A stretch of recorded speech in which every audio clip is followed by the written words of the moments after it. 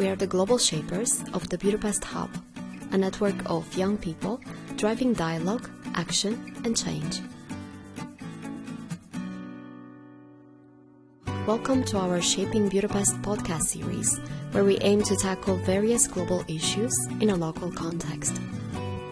In each podcast episode, together with our guest speakers, experts, and thought leaders, we will explore one of the following topics: climate and environmental change, sustainable business, fourth industrial revolution, and the need of a new social contract. We hope to get you engaged and inspired to think global and act local.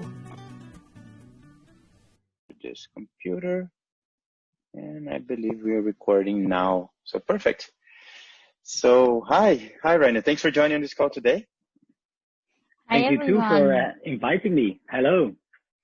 So we're together. Hi. It's Anita and me from the Global Shapers Hub in Budapest. Global Shaper is an organization backed by the WEF that empowers young people, entrepreneurs, activists from different groups of society to come together and make a local impact in their societies. So I think, Reinier, you're also a member of Global Shapers, right? Yes, that's correct. I'm a part of the Amsterdam hub.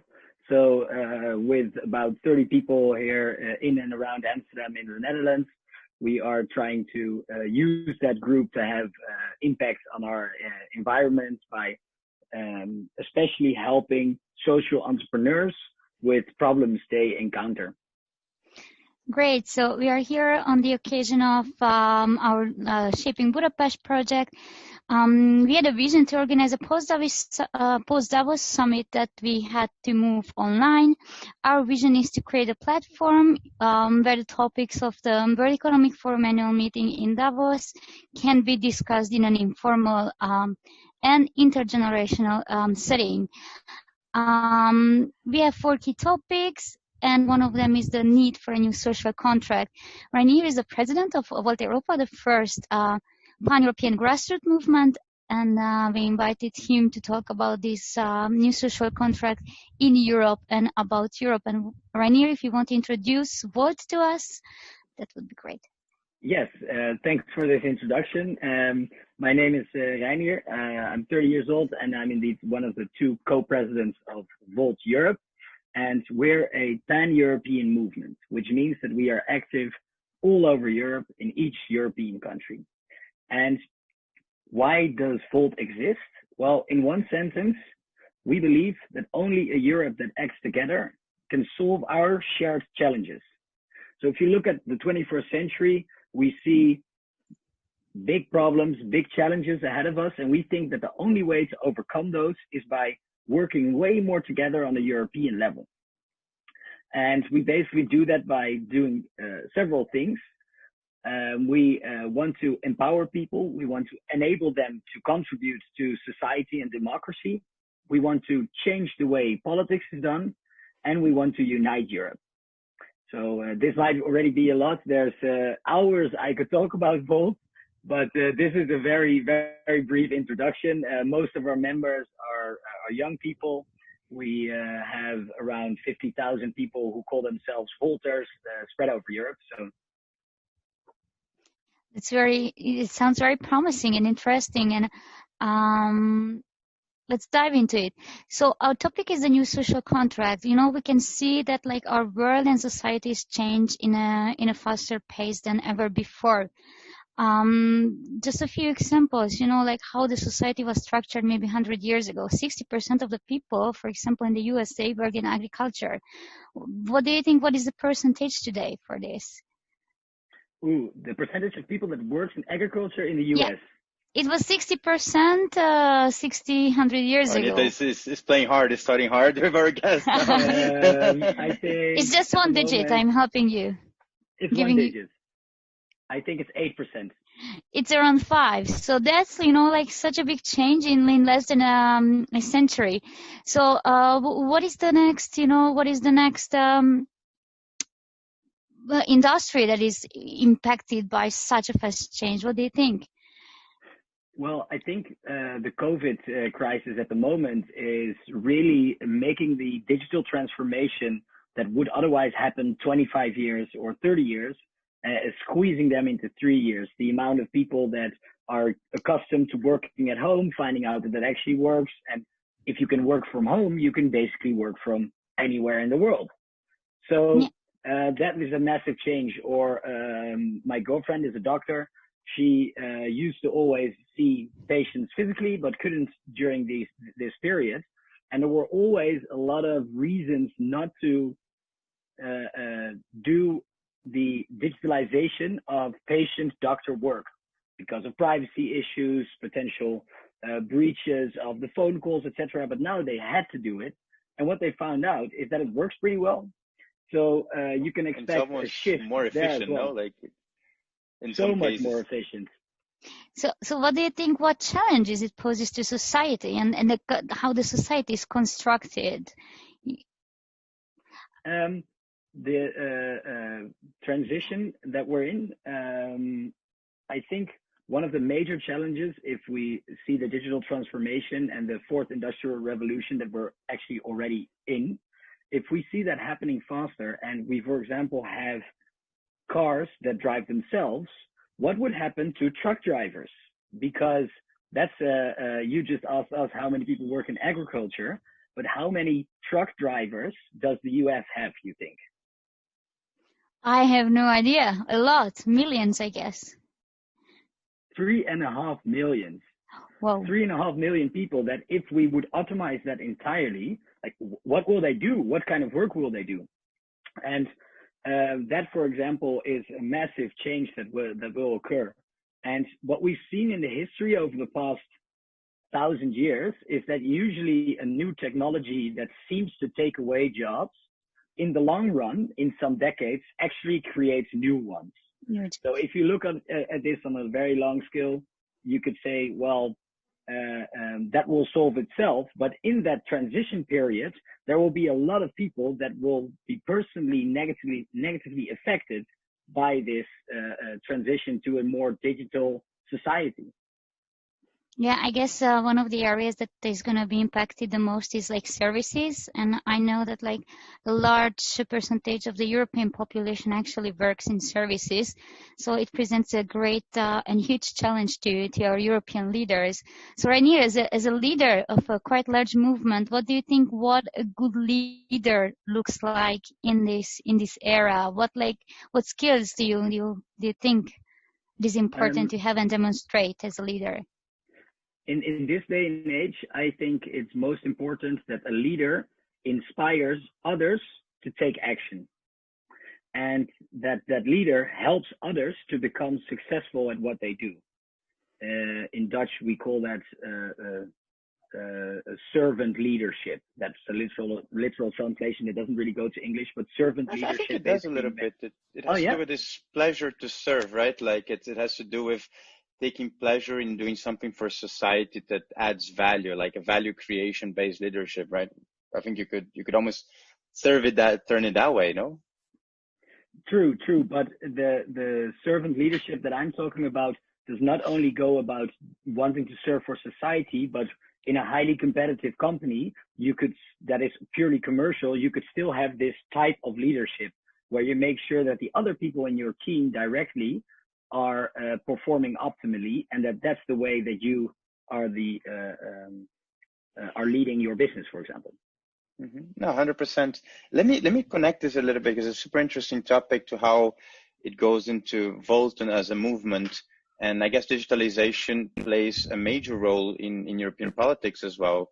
I think one feeling that we have, I don't know if I can generalize, but as young people, is I feel very disconnected with politics because it feels so slow, so heavy, so outdated. The policies don't follow what's happening on the internet. The policies, like they constantly have to apply very old rules and regulations to modern problems that are not at all in line with how those policies were created. Like, let's say 20, 50, 100 years ago, or even 10 years ago, right? We barely had social media, say 10 years ago. So there's so many changes to how we behave as society. How does that take shape in a political environment and specifically in Europe? And do you think that's an opportunity that Volt is capitalizing on, and how are you guys getting that? Yeah, good question. And I agree with the observation that politics is actually almost always behind society. They follow society often instead of shaping the direction of society. And I believe that has also happened within the EU. So what you see is that the EU was constructed in a way that worked really well in from 1950 until the year 2000.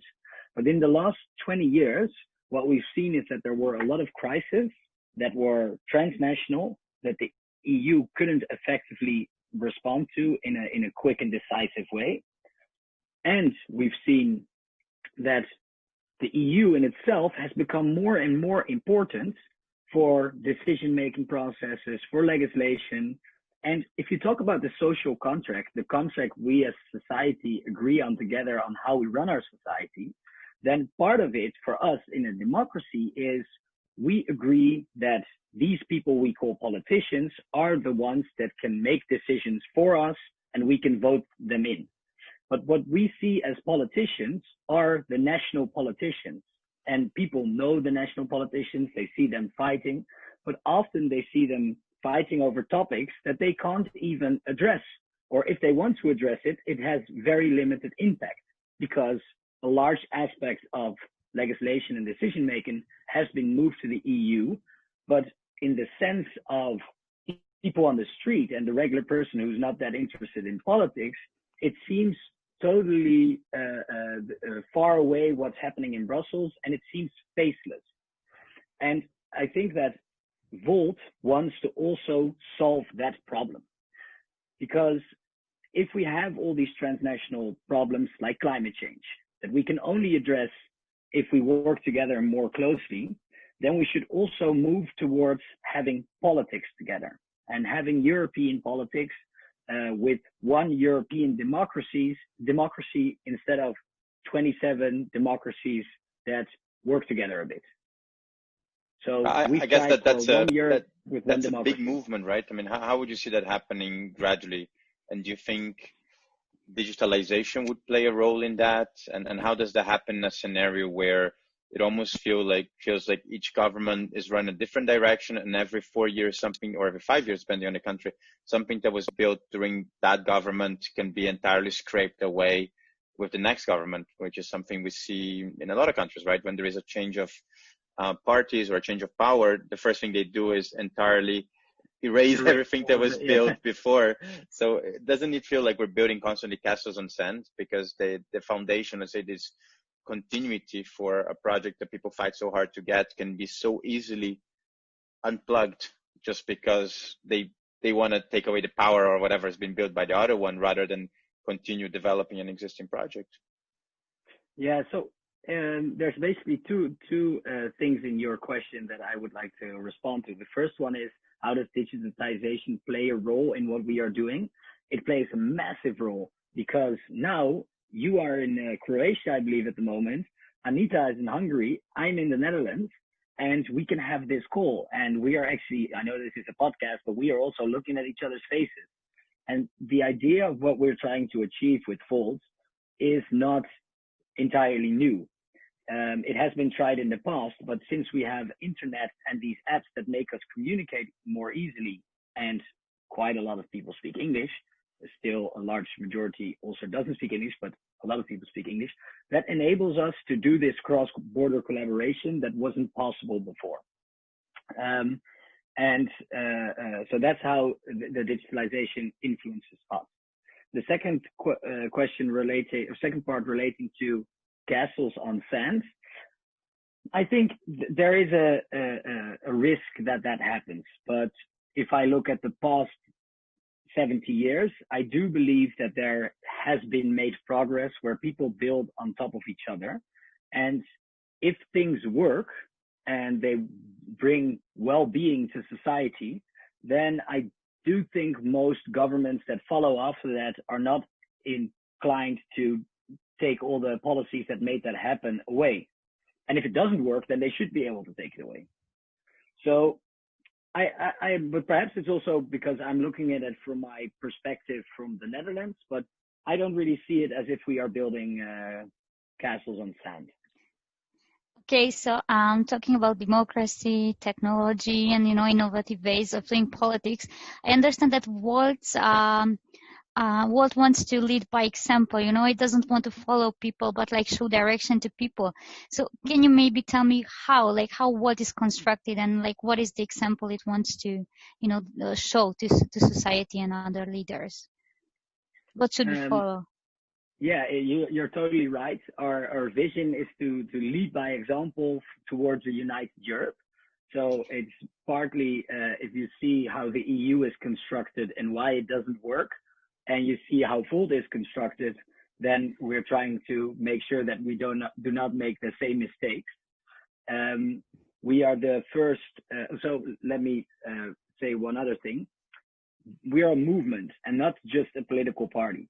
And what does that mean for me? It means that we are, on the one hand, trying to, what the political party does, think of good ideas, convince people of those ideas, and then implement them in policies when you are elected. We are not only doing that, but we are also outside of election campaigns trying to do good. And that can be different contributions to society.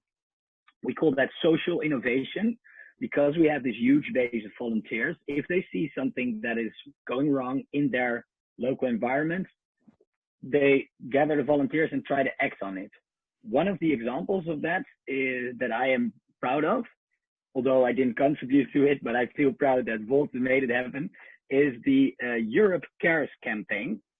It was right when the COVID-19 crisis broke out and everybody said we need to social distance, but we are responsible for creating a migration mess where there's refugees on Greek islands that don't have the luxury to social distance themselves because they're cramped in tiny spaces. And then we actually gathered relief supplies and mouth masks and sanitizers and sent them there so they could be more safe. And that's an example how a lot of volunteers from different countries contributed to improving the situation there. And yeah, I like that one. So I That's see that you leading by example for me. I understand. So I see that you have a strong community, right? Yes, definitely. So I understand that Walt's one of the building rocks is community itself, and you create and build a strong community, and that's what I oftentimes miss from our like greater societies. That's why it feels that politics and like decision making is like so far from people. And what I believe that technology will help us, bridge is the gap between politicians or decision making and citizens themselves.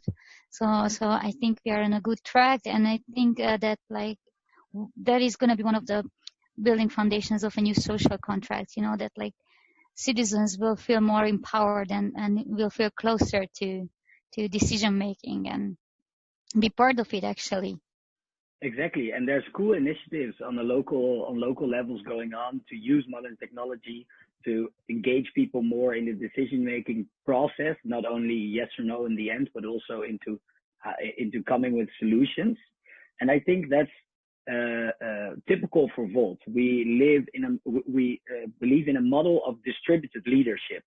So even though I am the co-president, we are not a hierarchical pyramid where I say what needs to be done. The important things of where we are heading, how we define our strategy, those are all things that are decided with the entire movement, and the local and national chapters have a lot of autonomy in deciding how they want to contribute to our common goals.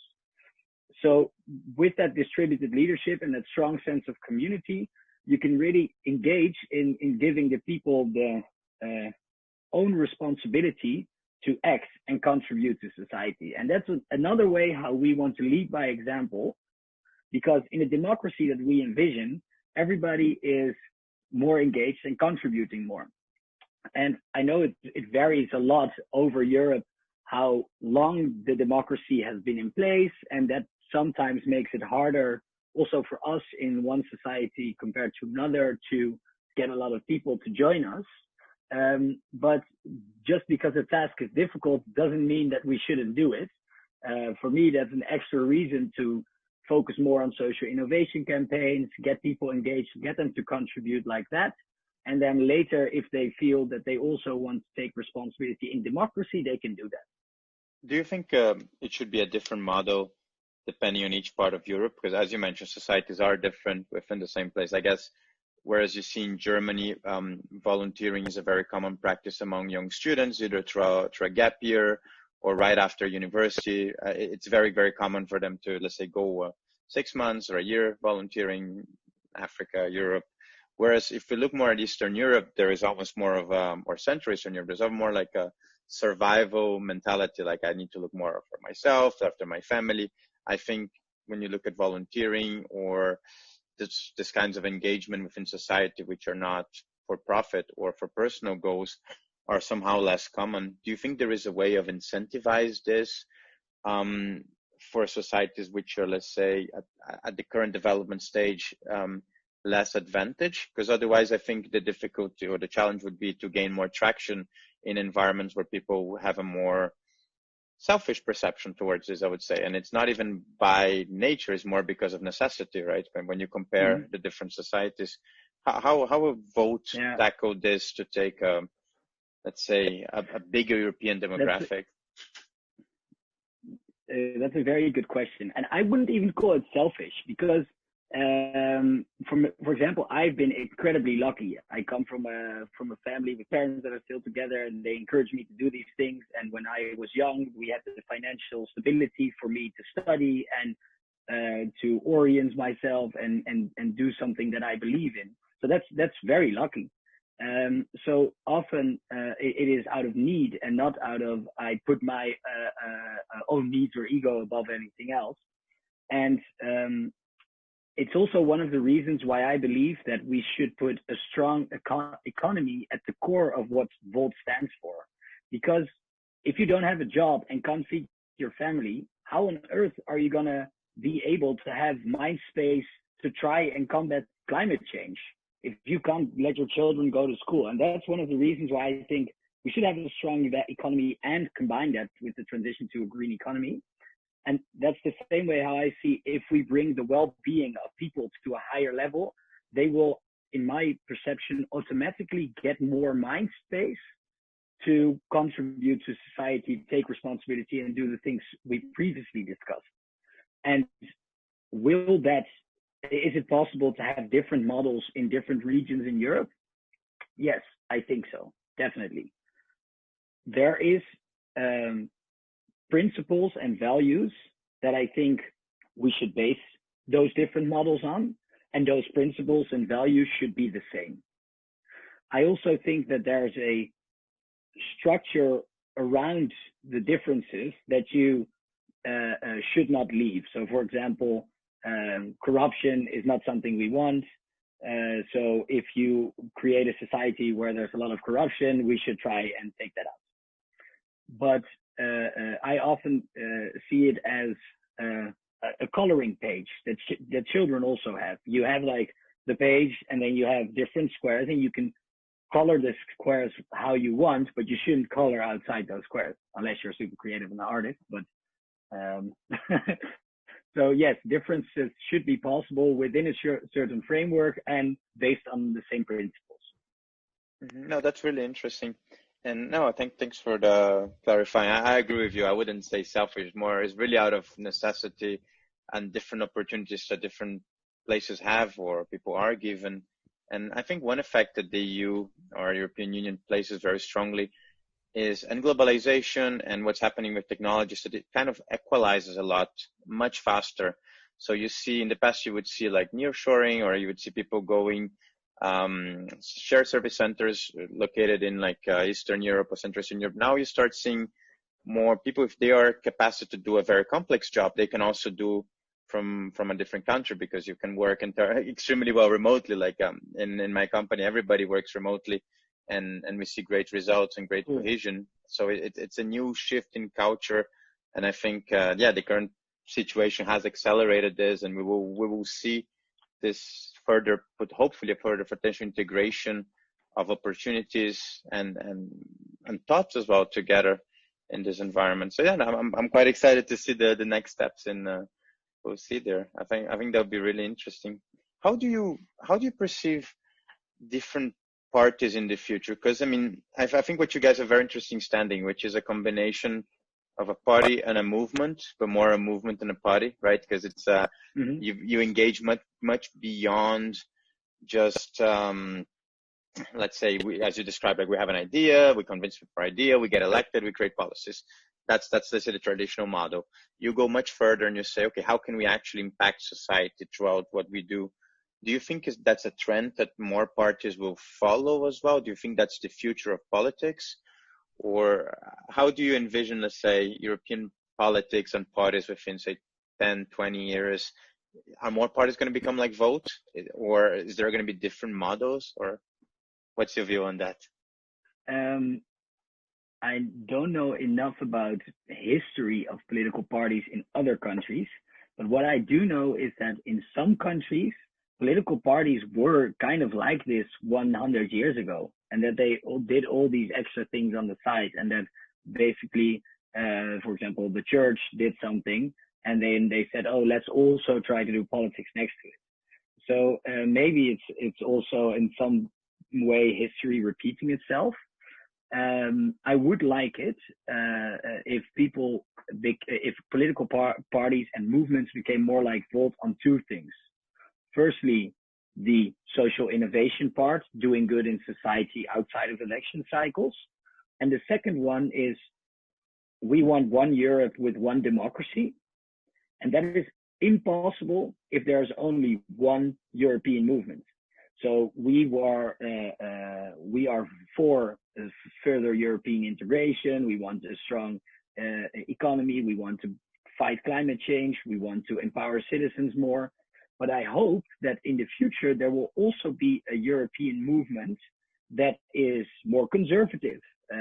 We are, for example, for treating refugees better and having a better way of organizing asylum that's more welcoming. But if you are against that and you want to prevent that from happening, then if you would also organize yourself on a European level, then we can have the debate on the European level where it actually makes sense. And with that, we can move the entire political field from the national to the European level. And I think that will help us if we, for example, stop taking unanimous decision on important topics in the European Council, where all the heads of state meet. Now almost everybody on important topics has a veto power. And that is sort of paralyzing us. So if you would take away from that and would organize it more like it's organized in democracies and countries, we would become way more effective. So I hope that people will follow, that political parties will follow us in doing good in society outside of election cycles and in becoming more European. Okay, so I see a lot that you talk about Europe and doing European politics together.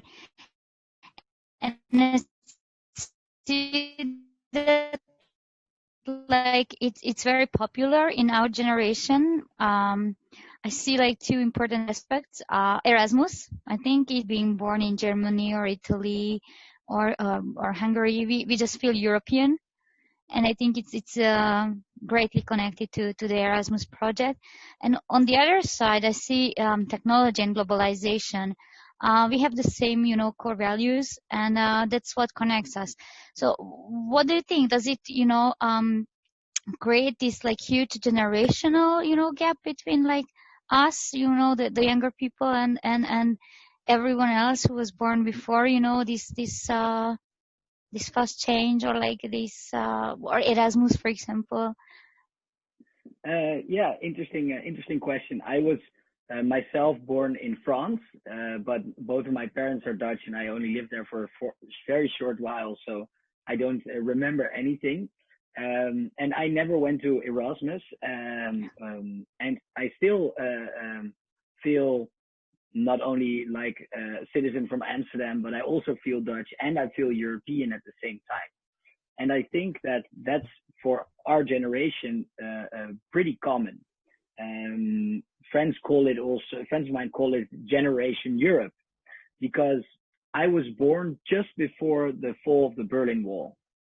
So if you look at the period after that, when I grew up and started to become aware of how society was organized and what was happening around me, the EU was always there. We always had it's similar to what we experience now. So for me, it's a given. And I think that happens for, it varies, of course, a bit per country and how the history of that country went. But for most people that were born between, I don't know, 1987, 2 years before the fall of the Berlin Wall, and the year 2000, it is logical that we want to find more European solutions, because we are brought up with the idea of a strongly collaborating Europe. And there's another factor that makes this bigger, which is we need big solutions, because we will be here for the next 50, 60 years. I can imagine that if you're looking at yourself, you care less about climate change if you're 70, because you will probably not be here when shit hits the fan. So that's also why there's this generational discrepancy, where our generation wants to find more common solutions for these big problems. I think it's so unthinkable for us to, like, I was having this problem now, like we were just crossing the border from Slovenia to Croatia to come on our first holidays after the whole pandemic, and they were checking our documents, and we're like, why are they checking our documents? This is Schengen. This shouldn't be happening. It's all Europe. Yeah. So I think we've grown so used to this sense of community, and when we meet somebody else who is also from the EU, we know, or I mean, I'm Swiss, so we're not part of the EU, but we're part of Europe. So if I meet somebody from Germany or from any other country within Europe, there is a shared identity, even if let's say we don't have the exact same political structure, or it's something that is being built towards in the future. But I think this common identity is really important, and losing that, I see it as a big threat. Like I really enjoy traveling. I've been to different parts of the world, and nowhere feels so much at home. And there is this common identity as Europe. And I think it's something the younger generation has learned to appreciate and live with it, and is really part of it. So when, like, you see Budapest, with all the tourism we get from Europe and also from all over the world, I think it's true that older generations, they were more used to think about their society as maybe their city or their specific country. So there is perhaps this need in, I don't know if it's educating, but it's like bringing everybody at the same perspective that Europe as a common identity exists, and it makes sense, and it's important to stand together to actually be relevant and make an impact in the world. Otherwise, as single small countries, I guess it's Europe's is a lot weaker as well, and that's something definitely felt in the economy, right? Yeah, exactly. I fully agree. So it's not only making people aware of that identity, but it's also making sure that the benefits of the EU are felt by everyone. I think that there's also a group of people within there from 30 until 70 who have worked in industries or have lived a life where they not directly felt the benefits that others have felt from the EU. Or even if they have felt those benefits, was unclear for them that it was thanks to the EU. So if we make sure that not only people are aware of that common identity, but also that everybody benefits, and that people know that when they benefit, it's thanks to the EU. If we do those two extra things, then we will be there way sooner.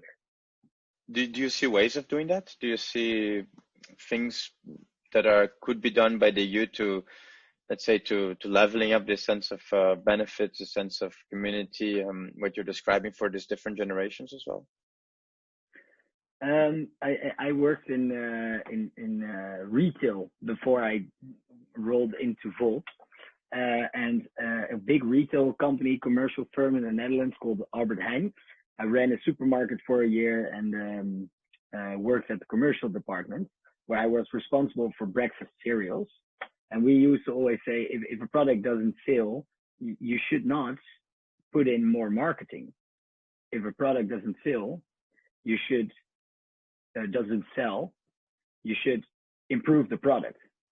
So, and of course, the EU is a way to organize our society. It's not a shop, and it's not a box of breakfast cereals. So it is not a comparison you can make one-on-one, but there is definitely an element of making sure that the EU works for everybody.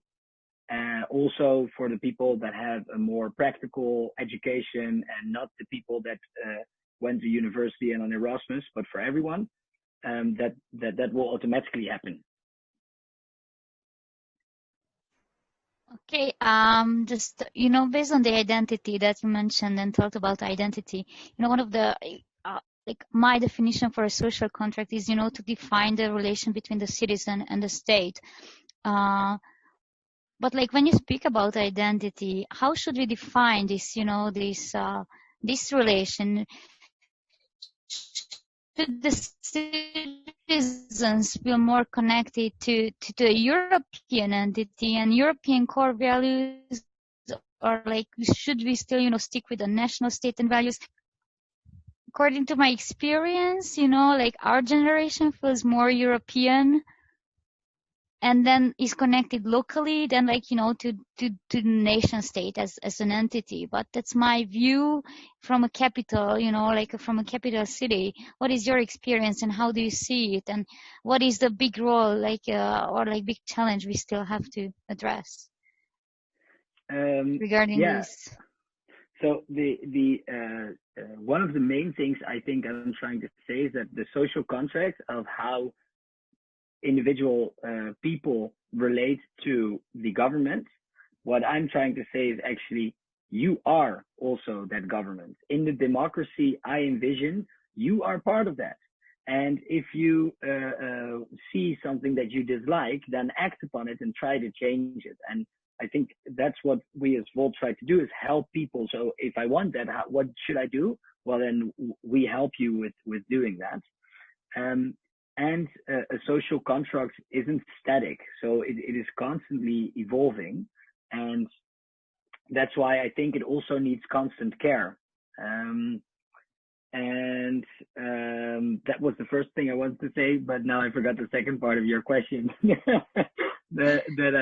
Could you repeat that, please? Yeah, I just stated an observation that, like, for example, me, like, I lived in several places, worked, studied in more countries, and like what I generally experienced with the people I met around is like they feel like more connected to their local communities than, a national entity. So like local communities and European values is what they take as a basic to define themselves, and they're like construct their identity. I was just asking about your experience. How do you see it? Like, is it the vision you want to achieve, like on European level, at the European society? Yes, definitely. Oh, I feel the internet connection is breaking a bit, so I'm not hearing you anymore. But I did hear the first part of you. Now you're back. Okay, so I was just speaking about European identity. That, like, I don't know what have you heard it or not. Maybe I will just cut this. The beginning of that, people feel more connected to the European values and to their local than to their national. Yes, exactly. Yeah. So, for me, it does match with my experience that most people feel most connected to their local environments. So for me, I feel most closely connected to the city I live in. I love the city. So, and then the next thing for me personally would actually still be my country, and the third thing would be Europe. But it's not a matter of I believe in layered identity. So it's not a matter of what comes first, second, or last. It's just all part of you. I'm someone's brother, but I'm also someone's son and someone's friend. And when traveling around through Europe, what I do notice is that, especially in the people that are 45 plus years old, they tend to say, well, Europe, I don't feel connected to it at all. and the only reason that you feel connected to it is because you're a privileged white dude that went to university and travels a lot and that works does a field of work where you benefit from EU collaboration. But that is not the case for, I don't know, the truck drivers or the people that work in supermarkets. Well, I also worked in a supermarket for a year, and the young people that had no education after high school that I worked with also went to Siget Festival and fell in love with Germania. And they were being in touch way after they went to that festival together. And that guy, that younger person, actually also still feels European. So I think that it depends a lot on age, is my experience. No, that's really interesting. Sorry, carry on, Anita. It's just like a short, memory for me. Siget Festival to me is like a dream place. Once I gave an interview to a Danish journalist who was writing actually about European identity, and we were doing a volunteer stand at the European meeting point on the NGO island at Siget Festival. And actually, I told him that Siget for me is like a dream Europe where we all live together in mutual respect. And we are just happy for each other. So I wish that for Europe, because you had people from all over Europe, Dutch people, German people, Italians, Hungarians, and we were there for the same reason, with the same values, and yeah. And to party. Yeah. Yeah. So it's just too bad we don't have Siget Festival this year. Yeah. No, guys, unfortunately, I've never been. It's unfortunately it's not gonna happen this year, but maybe next year we'll be very happy to host you. Hopefully things are back to normal by then, and it's always an opportunity to come and enjoy. Anita is an expert in Siget, so definitely can show us a bit of that. I've been only once. Yeah, I've never been before. I had the intention to go one, but couldn't make it. So if there's an opportunity, then I will definitely come. Next summer, it's the place to be. Cool. No, I'm really happy with what we got to cover today. I think it's super interesting. We touched on a lot of subjects all the way from the main subject, new social contract, but also explore a little bit vote, the future of European politics, digitalization, differences across how different generations perceive the EU. And I think that's a great opportunity to explore further in a second conversation. And I think it's important to bridge this gap, because that will bring us together and potentially bring Europe together once we close the generational gap as well. I think a good example of that was Brexit, right? It was very generational focus, that would happen. A few percentage here or there would have entirely made the difference. So I think we're not too late, luckily. Yeah. Maybe before we close, Reinier, do you wanna do a short, perhaps just explain a little bit how people can get in touch with Volt, and how, if they would like to be part of it, for the listeners, if they see something they like, they felt connected to the idea, if they'd like to get in touch with you or be part of the movement, what should they do? Thanks. The easiest way, it depends on how excited you are. So if you are a little bit excited, then you go to Volt Hungary, Volt Europe on social media. We're active on LinkedIn, Twitter, Instagram, TikTok, Facebook. So whatever's your preferred social, and follow Volt Europe, Volt Hungary, but also myself personally, Reinier van Lanschot. It's a hard name to remember. We'll write that down. Don't worry, we'll write that down. But so if you're a little bit excited, that's what you do. If you are more excited, then you can actually go to our website, Volt-Europe.org or Volt-Europa.org. And once you're there, you can subscribe to our newsletter. Now, if you're super excited and you're thinking, okay, I want to contribute, then you can actually fill in all your contact details and become a member of Volt. That way you get some questions also, what you're good at, what you like to do. And then you get someone who calls you, you have a conversation, get to know each other, and they try to find the sweet spot between what you like to do, what your society or Volt can benefit from, and the amount of time you have. So that's the three options, I'd say. Thanks for asking this question, because I often forget to rally people on the last moment to also join us. Of course. No, that was great. And yeah, it's amazing how you have this layout for different levels of interest. And I'm sure we'll have people who take these ideas very much at heart. I think in our community, Global Shapers, many people are quite active within politics, or how to make politics better, make politics more accessible. I think those are all elements which are very true to our hearts. And I personally really enjoyed the conversation, really enjoying getting to know you. I think, Anita, you guys know each other already, but I really, really enjoyed the conversation. I like all the subjects we got to cover. And yeah, I'll be really looking forward to a second one, hopefully soon. And also to welcome you in Budapest. I would love both those things. Thanks for giving me the opportunity to talk here. And we'll be in touch. Who knows, at a Volt event, Global Shaper event, or at Will Be Best Cigarette Festival. Absolutely. Thank you, Reinier. Can't wait for that. Thank you. you. Bye-bye.